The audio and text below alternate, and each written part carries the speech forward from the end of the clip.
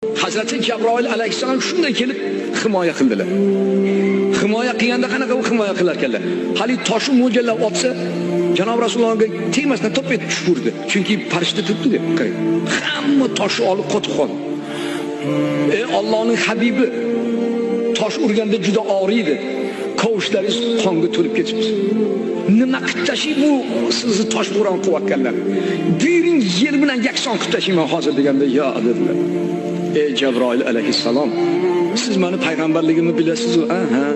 Ha, bular bilmaydi-ku. Buni qilib tashlasam ertaga qotil payg'ambar bizning otalarimizni o'ldirib yuborgan deb aytmaydimi? Menga Alloh sabr bersin, Alloh himoya qilsin deganlarda, voy dod-duvorlar Hazrati Cebrail aleyhisselam.